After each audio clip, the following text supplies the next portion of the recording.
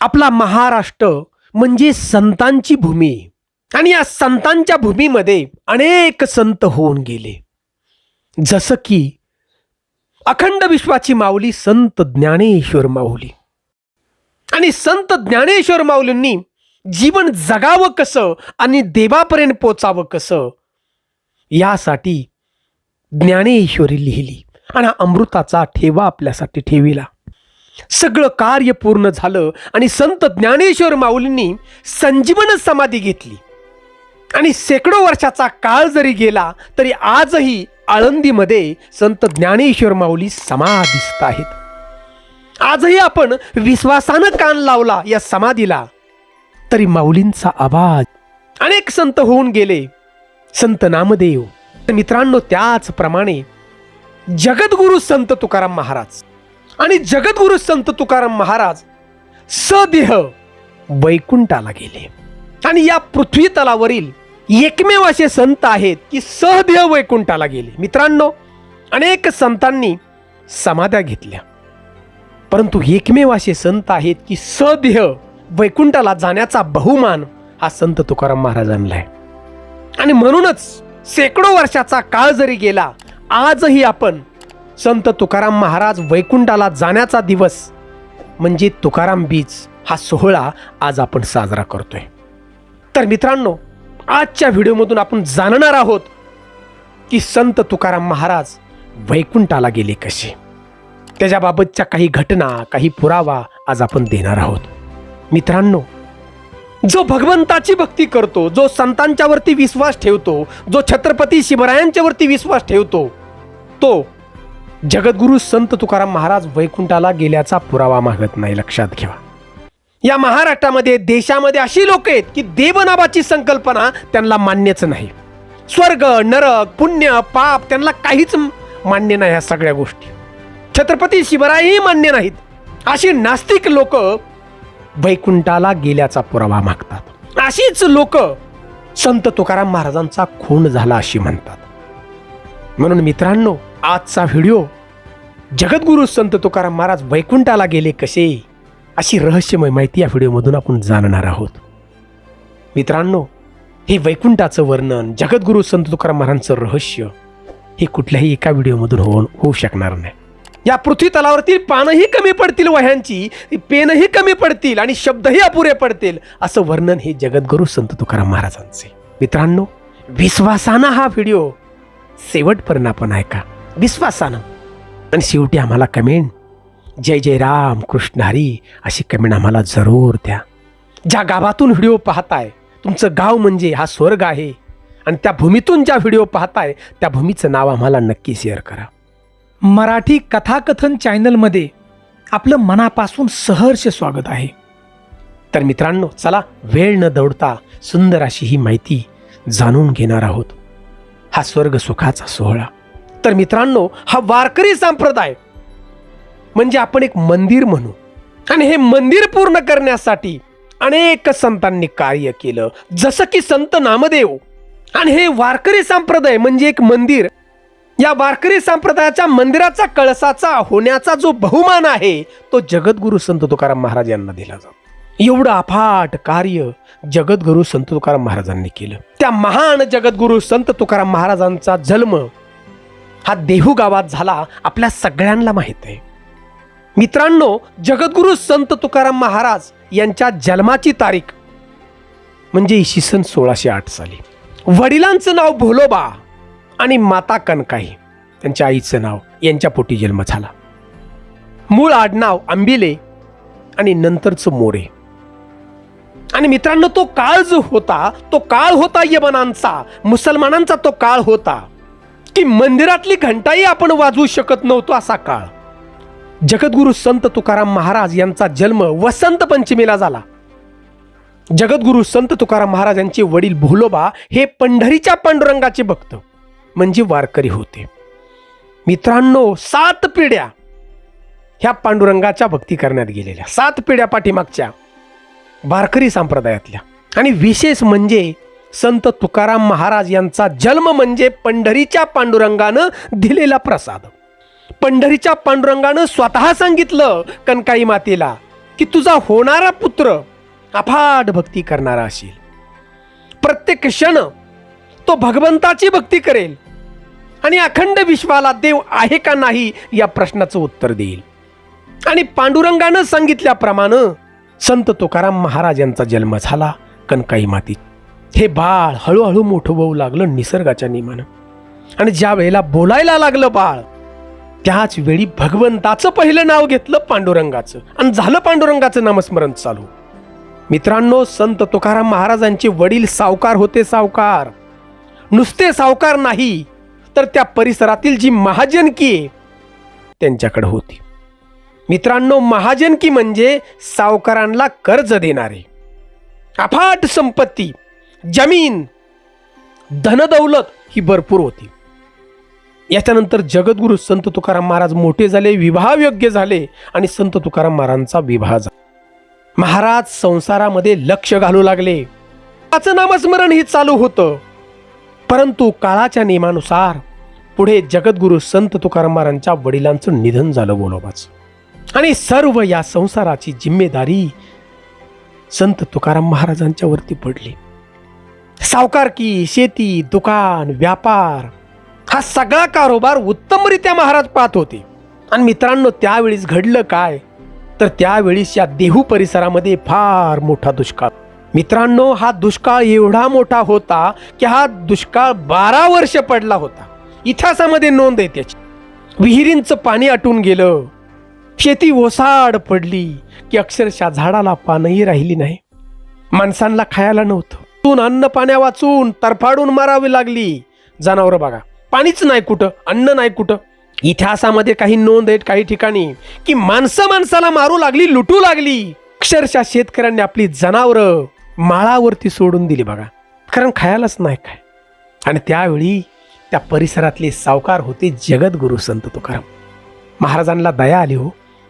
स्वतःचं धान्याचं कोठार मोकळं केलं, कोठार धान्याचं, आणि देहू गावामध्ये वाटायला चालू केलं. संपूर्ण धान्याचं कोठार वाटून टाकलं फुकट.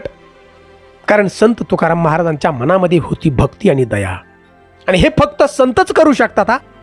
एवढंच नाही तर त्यावेळी संत तुकाराम महाराजांनी या परिसरातील लोकांना जमिनी परत दिल्या. म्हणजे गहाण होत्या लोकांच्या जमिनी. हा एवढे जमिनीची गहाण कागदपत्र होती की बैलगाडी भरली एवढी कागदपत्र बघा. सगळी ही गहाण कागदपत्र ज्या त्या शेतकऱ्यांना देऊन टाकली. आणि ज्याचं कोणी वारसच नाही अशी गहाण कागदपत्र इंद्राणीच्या डोहात सोडून दिली. संपूर्ण धनदौलत त्या ठिकाणी महाराजांनी वाटून टाकली दुष्काळात. आणि संत तुकाराम महाराजांच्या मनामध्ये विचार आला की देव आहे का नाही. कारण देव असेल तर देवाला दया काय येत नाही. या परिसरातली जनावरं टाहू फोडत होती पाण्या वाचून, तरफडून मरत होती, माणसं मरत होती. मग देव आहे तरी कुठं? देवाला का बरं दया येत नाही? मग देव आहे तरी कुठं? मित्रांनो, ध्यान देऊन ऐका आपण की देव आहे कोठे या प्रश्नाचं उत्तर मिळवण्यासाठी जगद्गुरु संत तुकाराम महाराजांनी आपलं घर सोडलं. जमीन जुमला, धनसंपत्ती आधी वाटून टाकली, सगळं वैभव, आणि फक्त उरलं तो राहणारा वाडा.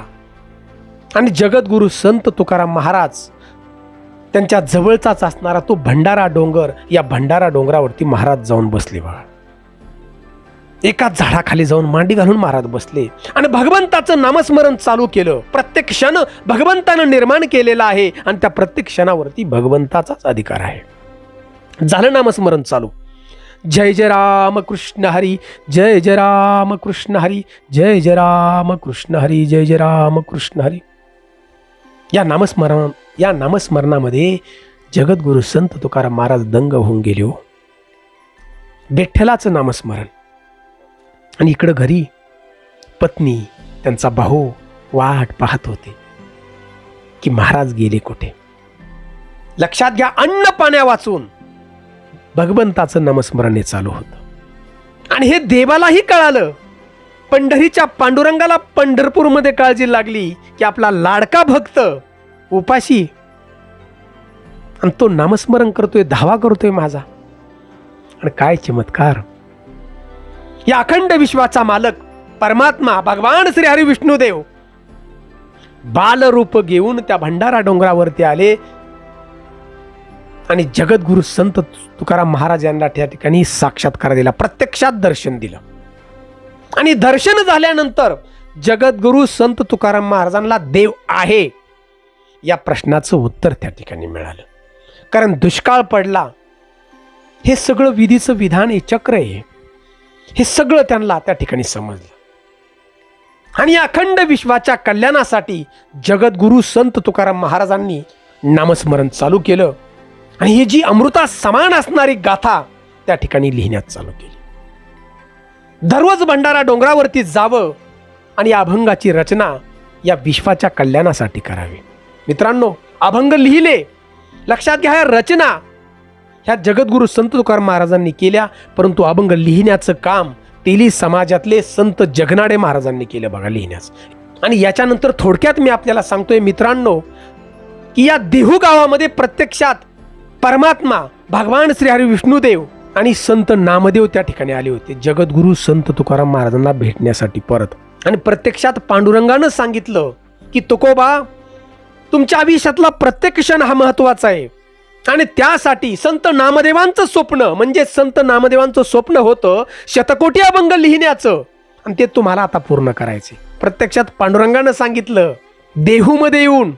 आणि याच्यानंतर जगद्गुरु संत तुकाराम महाराजांनी ह्या अभंगाची पूर्ण अशी गाथा लिहिण्याचा कार्यक्रम चालू केला. म्हणजे भंडारावर डोंगरावरती जायचं आणि अभंगाची रचना करायची. आणि मित्रांनो, हा जो काळ होता ना, त्यावेळी यवनांचा काळ होता. आणि याच्यानंतर छत्रपती शिवरायांचा काळ चालू झाला स्वराज्य निर्माणाचा. ही मध्ये आपल्याला का सांगतोय त्याचं कारण निश्चित पुढं कळेल. छत्रपती शिवरायांचा काळ चालू झाला आणि स्वराज्य निर्माणाचं कार्य चालू झालं. मित्रांनो, ही अमृता समान असणारी जी अभंगाची गाथा आहे, ही गाथा लिहिताना जगद्गुरु संत तुकाराम महाराजांच्या जीवनामध्ये अनेक अडचणी आल्या. कारण जाती व्यवस्थेचा काळ हा होता. आणि त्यावेळी उच्चवर्णीय जी लोक आहेत, जे सत्य आहे ते मी सांगतोय, उच्चवर्णीय लोक म्हणजे ब्राह्मण मंडळींनी जगद्गुरु संत तुकाराम महाराजांना फार मोठा त्रास दिला.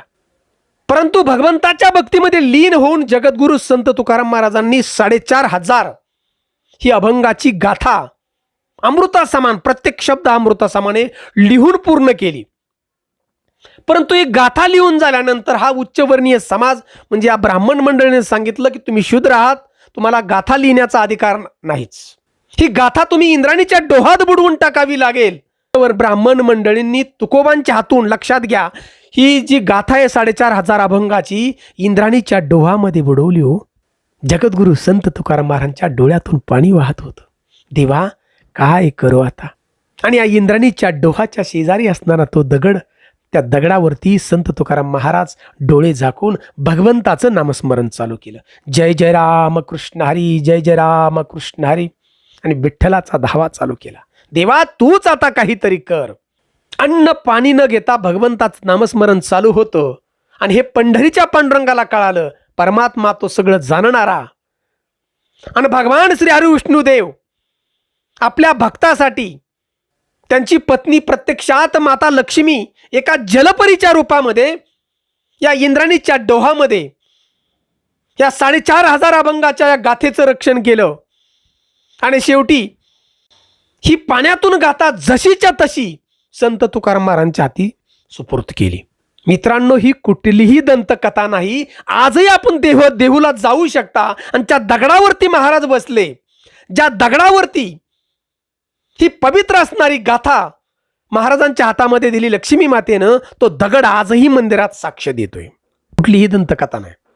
आता हे सगळं कार्य पूर्ण झालं. अभंगाची गाथा लिहून झाली आणि भगवंताला त्या ठिकाणी संत तुकाराम महाराज प्रार्थना करू लागले, देवा, तू सांगितलेलं मी कार्य पूर्ण केलं. संत नामदेवांचं स्वप्न मी साकार केलं. अभंग लिहून काढले सगळे. देव आहे का ना या प्रश्न मला पडला होता. त्यासाठी भगवंता तू दर्शनही मला दिलंस. आणि आता मला या मृत्यू लोकातच राहायचं नाही. देवा, तू मला तुझ्या घरी घेऊन जा, वैकुंठामध्ये घेऊन जा, अशी प्रार्थना त्या ठिकाणी संत तुकाराम महाराज करू लागले. मित्रांनो, हा काळ होता शिवरायांच्या स्वराज्य त्या ठिकाणी निर्माण करण्याचा. आणि संत तुकाराम महाराजांची गावोगावी त्या ठिकाणी कीर्तनं होत होती, गावोगावी. मित्रांनो, स्वराज्य निर्माणाचं जे कार्य आहे, या कार्यामध्ये संत तुकाराम महाराजांचा फार मोठा वाटा आहे. संत तुकाराम महाराजांच्या मामाचं गाव लोहगाव आणि या लोहगावामध्ये एकदा कीर्तन होतं. कीर्तन ऐकण्यासाठी छत्रपती शिवाजी महाराज स्वतः मांडी घालून पुढे बसले होते बघा. आणि संत तुकाराम महाराजांचं कीर्तन महाराजांनी ऐकलं. आणि म्हणून आध्यात्मिक गुरु म्हणून त्या ठिकाणी संत तुकाराम महाराज आहेत, छत्रपती शिवाजी महाराज यांची. गावागावामधून संत तुकाराम महाराजांची कीर्तन होत होती. ज्या गावात जाईल त्या गावामध्ये संत तुकाराम महाराज स्वराज्याबद्दल माहिती देत होते. आणि या स्वराज्य निर्माण करण्यासाठी, या यवनांच्या विरुद्ध लढण्यासाठी तरुणांनो जागे व्हा आणि छत्रपती शिवाजी महाराजांच्या सैन्यामध्ये सामील व्हा, हा संदेश संत तुकाराम महाराजांनी कीर्तनाच्या माध्यमातून दिला. याचा पुरावा आजही इतिहासामध्ये आपल्याला सापडतो. हजारो तरुण या स्वराज्य निर्माणाच्या कार्यामध्ये सामील होत होते, म्हणजे मावळे. आता हे सगळं पूर्ण कार्य झाल्यानंतर भगवंताला प्रार्थना करू लागले, देवा मला तू घेऊन जाता, सगळं कार्य झालंय माझं पुरं, मला आता इथं थांबायचं नाही. आणि संत तुकाराम महाराजांनी पांडुरंगाचा धावा चालू केला हो. आणि भगवंताची भक्ती करण्याचं ते ठिकाण म्हणजे मित्रांनो देहूमध्ये आज तुकाराम बीज साजरी होते ते नांदुरकीचं झाड. झालं भगवंताचं नामस्मरण चालू. जय जय राम कृष्ण हरी, जय जय राम कृष्ण हरी, जय जय राम कृष्ण हरी, जय जय राम कृष्ण हरी, जय जय राम कृष्ण हरी, जय जय राम कृष्ण हरी. अन्न पाणी काही नाही, नामस्मरण. आणि भगवंतालाही त्या ठिकाणी काळजी पडली. भगवान परमात्मा भगवान श्री हरी विष्णुदेव 2 दिवस आधी देहूमध्ये आले होते. त्याच्यावरती एक मी व्हिडिओ सुद्धा बनवलाय, फार सुंदर व्हिडिओ आहे. आणि या नांदुरकीच्या झाडाखाली प्रत्यक्षात भगवान परमात्मा गरुडाचं विमान घेऊन या देहू गावामध्ये आले तेव्हा. आणि प्रत्यक्षात त्या ठिकाणी भगवंतानं संत तुकाराम महाराज यांना सहदेह वैकुंठाला घेऊन गेले बघा विमानात बसून. तो क्षण म्हणजे तुकाराम बीज आहे. आणि मित्रांनो ती वेळ होती 12:02 12:02 जगद्गुरु संत तुकाराम महाराज सहदेह वैकुंठाला निघून गेले. शेकडो वर्षाचा काळ जरी निघून गेला, आजही तुकाराम बीजेच्या दिवशी 12:02 हे नांदुरकीचं झाड हलतं, पानं हलतात. आणि ते हलवतोय कोण? तर भगवान परमात्मा पंढरीचा पांडुरंग आजही तो झाड हलवतो आपल्या भक्तास. आणि तुकाराम बीजेच्या दिवशी हा क्षण पाहण्यासाठी या महाराष्ट्राच्या कानाकोपऱ्यातून लाखो वारकरी बांधव, लाखो हा क्षण पाहण्यासाठी येतात. हा स्वर्ग सुखाचा सोहळा. मित्रांनो हे झाड जे हलतंय ते फक्त भक्तांना दिसता की ज्याची अफाट श्रद्धा भगवंताच्या वरती आहे, संतांच्या शब्दावरती विश्वास आहे, त्यांना हा क्षण दिसतो. जे नास्तिक आहेत त्यांना हा क्षण दिसणारच नाही. आता मित्रांनो मुद्दा राहिला की जे व्हिडिओला आम्ही टायटल दिले की पुरावा वैकुंठाचा. मित्रांनो पुरावा हा भक्तांना अजिबात लागत नाही, अजिबात लागत नाही. पुरावा फक्त नास्तिक मागते. मित्रांनो विचार करा की छत्रपती शिवाजी महाराज त्यावेळेला होते, म्हणजे ज्या वेळेला तुकाराम महाराज वैकुंठाला गेले त्यावेळेस. आणि जर असं काय झालं असतं, जर संत तुकाराम महाराजांचा खून केला असता, छत्रपती शिवरायांनी त्यांना सोडलं असतं. मित्रांनो स्वराज्य निर्माणाचा काळ चालू झालेला होता, न्याय व्यवस्था होती. नुसतं स्त्रियांच्याकडे पाहिलं तर डोळे काढले जात होते या स्वराज्यामध्ये. चोरी केली तर कडेलोट केला जात होता, चोरांचे हातपाय तोडले जात होते. हा स्वराज्याचा काळ होता निर्माणाचा. आणि जर जगद्गुरु संत तुकाराम महाराजांच्या बाबतीत अशी काही घटना घडली असती वाईट, तर छत्रपती शिवरायांनी त्यांची कुडीच नष्ट केली असते. अशा लोकांची मातीत जरी लपले असते, उकरून त्यांना काढले असते बाहेर, त्यांची कुळी नष्ट केली असती छत्रपती शिवरायांनी. त्यामुळं कुठलीही मनात शंका घेऊ नये की त्यांचा खून झाला. संत तुकाराम महाराजांनी स्वतः सांगितलंय की आम्ही जातो आमच्या गावा, आमुचा राम राम असावा. मित्रांनो त्यामुळं शंका घेऊ नये. आता शंका कोण घेतंय हेचही उत्तर मी या व्हिडिओमधून आपल्याला. कारण मित्रांनो जो हिंदू धर्माला मानतो, जो 33 कोटी देवतांना मानतो, जो संतांना मानतो, त्यांच्या विचारांना मानतो, अशी लोक बघा अजिबात त्या ठिकाणी वाईट कमेंट देत सुद्धा नाहीत आणि खून झाला असं म्हणतही नाही. आता असं कोण म्हणतंय तर मित्रांनो जे नास्तिक लोक आहेत, ज्यांना देव नावाच्या संकल्पनेवरतीच विश्वास अजिबात नाही, ज्यांना स्वर्ग नरक पाप पुण्य ह्या गोष्टीच मान्य नाहीत, आणि ज्यांना हिंदू धर्मही मान्य नाही, अशी लोक नेहमी बोंबलत राहणार की तुकाराम महाराजांचा खून झाला, झाड वाऱ्याने हलतंय. अशा लोकांच्या मनात येणार ही निश्चित. कारण ही वृत्ती आहे राक्षसी. सत्ययुगामध्ये राक्षस होते, त्यावेळेला बघा देवांचं आणि राक्षसांचं युद्ध व्हायचं, कारण राक्षसांना देवच मान्य नव्हते. त्यांना वाटायचं की आमचीच पूजा करावी. आणि आज सुद्धा मित्रांनो, हजारो वर्षाचा काळ जरी गेला तरी आज सुद्धा ही राक्षसी वृत्ती या कलियुगामध्ये माणसाच्या रूपात जिवंत आहे, यात शंका नाही. मित्रांनो, दुसरा पुरावा आपण पाहणार आहोत की वैकुंठाला महाराज गेल्याचा. मित्रांनो, संत तुकाराम महाराज वैकुंठाला गेल्यानंतर 3 वेळा परत माघारी या पृथ्वीतलावरती आले. प्रथम म्हणजे स्वतःच्या मुलीला भेटण्यासाठी, भागीरथीला भेटण्यासाठी महाराज वैकुंठावर परत आले हो. आणि दुसरे म्हणजे संत जगनाडे महाराज. मित्रांनो, सगळी अभंगाची गाथा ज्यांनी लिहिली, अमृतावन हा शब्द महाराजांचा स्वतःच्या हाताने लिहिला, ते म्हणजे संत जगनाडे महाराज. यांचा देहांत झाला त्यावेळी मूठ मातीला देण्यासाठी संत तुकाराम महाराज वैकुंठावर परत आले. आणि तिसऱ्यांदा संत निळोबा त्यांना सांगितलं होतं की मी तुम्हाला गुरुदीक्षा देईल, आणि ही गुरुदीक्षा देण्यासाठी संत तुकाराम महाराज वैकुंठावरून परत आले. मित्रांनो, 3 वेळा संत तुकाराम महाराज वैकुंठावरून परत माघारी आले. ज्या ज्या गावामध्ये आले त्या गावांची आपण पाहणी करू शकता, प्रत्यक्षात पुरावा जाऊन. महाराजांच्या मुलीचं गाव भागीरथीचं त्या ठिकाणी जा आपण, संत जगनाडे महाराजांचं त्या ठिकाणी जाऊन पहा, प्रत्यक्षात पुरावे आजही त्या ठिकाणी आहेत. त्यामुळं मित्रांनो, विश्वास ठेवा, संत तुकाराम महाराज वैकुंठाला गेले. कारण माझ्या वारकरी बांधवांना अजिबात कुठल्या पुराव्याची गरज नसते. भगवंताची भक्ती, या भक्तीमध्ये लीन होऊन जा आणि सुंदर असा हा संसार करा. आणि मित्रांनो, सगळ्यात महत्त्वाचं, ही जी संत तुकाराम महाराज बीज आहे, हा बीजेचा क्षण पाहण्यासाठी त्या भागामध्ये असताल जरूर जा आपण. आणि हा स्वर्ग सुखाचा सोहळा हा नक्की पहा आणि आपल्या मुलाबाळांना अशी ही माहिती नक्की सांगा. मित्रांनो, माहिती जर आवडली असेल तर एक लाईक नक्की करा. चॅनलवरती प्रथम असाल तर नक्की आमच्या सबस्क्राईब करा चॅनलला. आणि आम्हाला कमेंट जय जय राम कृष्ण हरी अशी कमेंट नक्की द्या बघा विश्वासानं. आणि हा व्हिडिओ जास्तीत जास्त शेअर करा. जय हिंद, जय महाराष्ट्र.